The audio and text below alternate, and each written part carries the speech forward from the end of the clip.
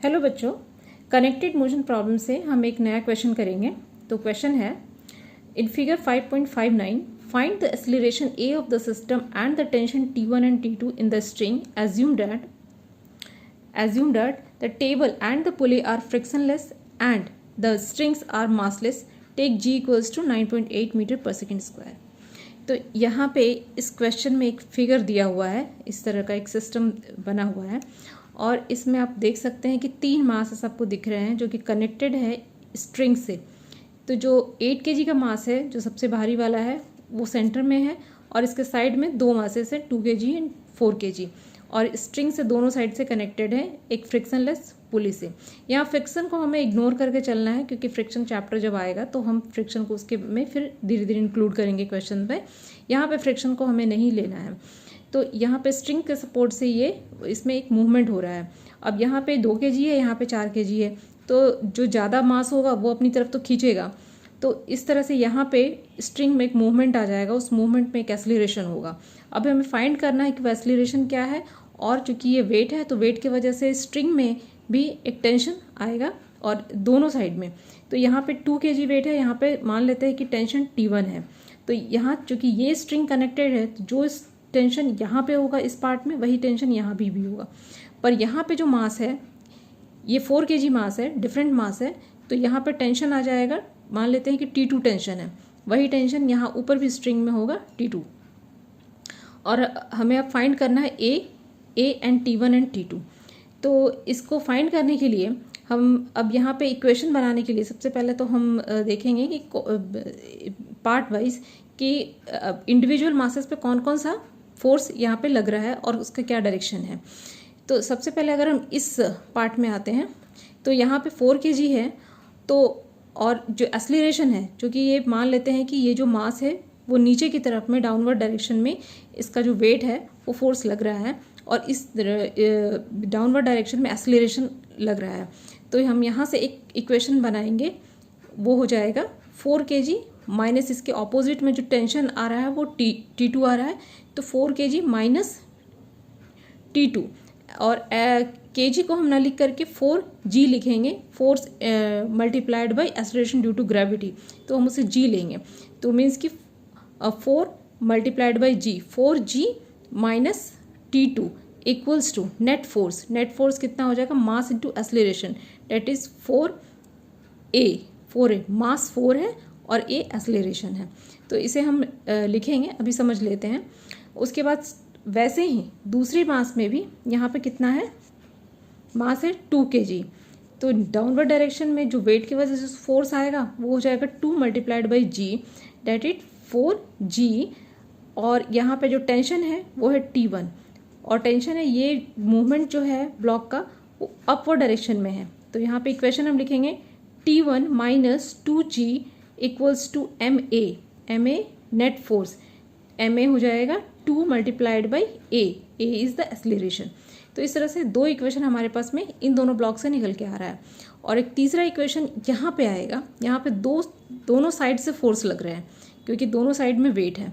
तो यहाँ पे T2, अब ये यहाँ से हम मान रहे हैं कि ये जो फोर्स है 4 kg वो डाउनवर्ड डायरेक्शन में जा रहा है। तो हम यहाँ पे एक इक्वेशन बनाएंगे T2 minus T1 equals to net force, that is mass into acceleration, that is 8a। As means कि इस ब्लॉक में भी सेम एक्सीलरेशन होगा, जो एक्सीलरेशन यहाँ पे है वही एक्सीलरेशन यहाँ भी होगा, वही एक्सीलरेशन यहाँ भी होगा, क्योंकि ये सारे जो है वो कनेक्टेड हैं। तो इसे हम अब इक्वेशन के फॉर्म में लिख लेते हैं ताकि हम वैल्यू T1 T2 और a का वैल्यू हम निकाल सकें।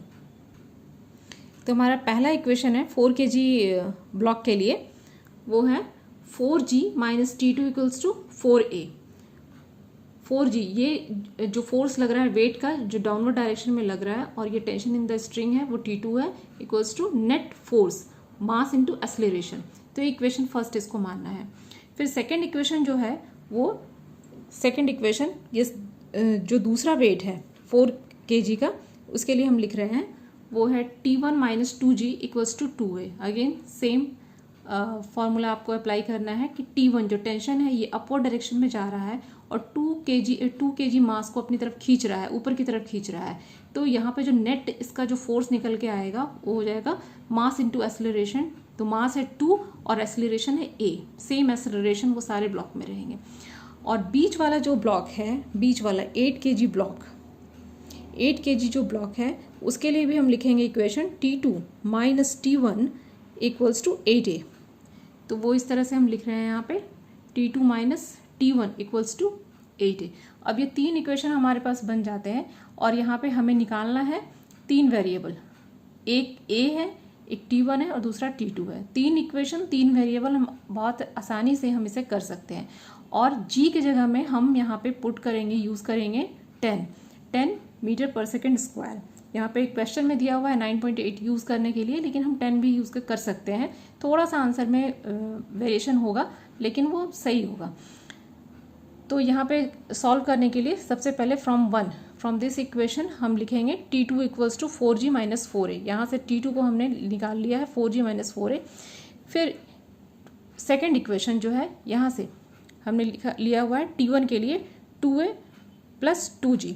तो T2 और T1 ये दो हमारा, इन दोनों को हमने थर्ड इक्वेशन में T2 माइनस T1 की जगह पे हमने पुट कर दिया है।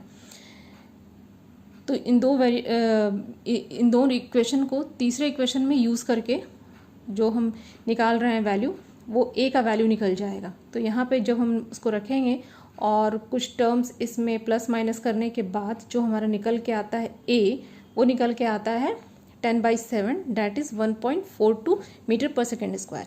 अगर यहाँ पे हम g का वैल्यू यहाँ पे 9.8 रखेंगे तो यहाँ पे ये थोड़ा सा वैरी करेगा यहाँ पे रिजल्ट।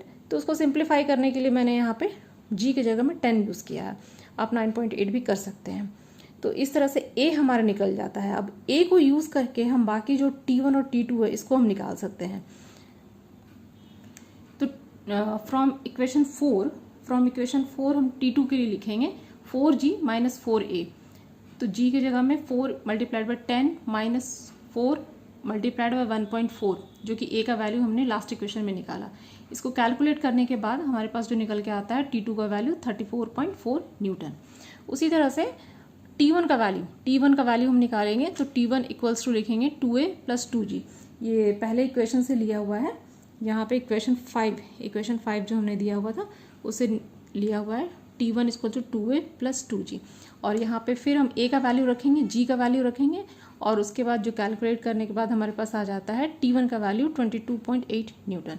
तो इस तरह से तीनों T1, T2 और a तीनों हमारा निकल जाता है।